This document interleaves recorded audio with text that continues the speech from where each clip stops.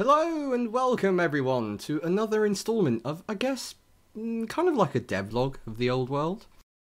So, I've got a few topics on my agenda today. First of all, the Virtual Static website has been rewritten. It's not completely done yet, so it's not completely live, but I'm getting to it. There hasn't been a lot of content update as of recently. The reason being that I've been mostly writing internal systems to make sure that I can properly implement further features. As you can see on screen currently, these are a few examples of the height transitions which I talked about, I think, a couple of articles ago.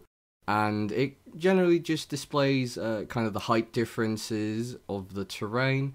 They're not completely finished as of yet, so there's a lot of touching up that still needs to be done, but currently I think they look pretty decent, but will of course be further polished on. Now, as you could see from the intro, I have implemented 360 controller support. Now, this won't affect the people that use keyboard and mouse. It's just something I've kind of implemented just for fun to see if it actually works. If it does pan out when I have finalized the control scheme, and I can see that it's actually a feasible thing to implement, I will leave it in. So for people that would prefer to play with a 360 controller, that will be possible if the control scheme allows it.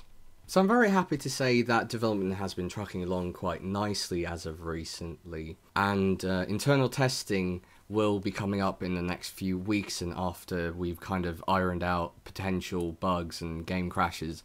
And after that, we should be ready to release the alpha into public waters, which I'm very excited about, and I hope you will enjoy it. So, the main thing we'll be talking about today is the crafting system implementation that I've added.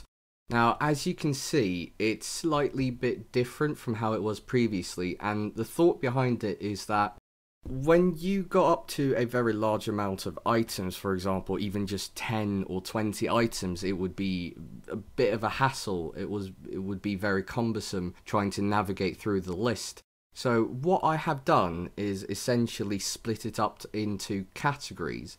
So you've got a main category, which is this massive list as you can see here. This is kind of materials, tools, construction, and various other main categories. Now, when you click on this, you will be presented with a subcategory. In this case, it will be woodworking, and then you will have your items here. Now, this allows for a much more structured system and easier navigations when dealing with a lot of items. Another feature which I've implemented, which I would like to call compound items. Now, compound items are items built up from small items. So, for example, a sword would be built up from a hilt and a blade, and combining these two produces the finalized item. So let's just scroll down here and we can take a look at it. The GUI isn't completely done yet, but I think you can bear with me here. So let's select this blade and put it into the top one. These will have indications of where to put the blade and where to put the hilt later on. And let's put a sword hilt here. Now, as you can see, it produces the final item here, as you can see. And if you click here, you craft the item, and you've crafted a sword with these two kind of customized, customizable items. Now, these items aren't just for cosmetic sake, they actually have different types of properties. So, for example, a larger blade will have a higher swing time, it will deal more damage, but it will also have a higher range, whilst a smaller blade will have a faster swing time, but might deal less damage, but is a lot faster.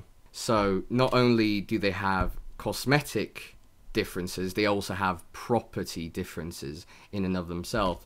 Now let's go pick up some bows here, and we can craft a few bows. Because this system allows for everything to be customizable. That includes tools, weapons, materials, all sorts of customization options. So we can just put in a random bow here, and we can put in another string.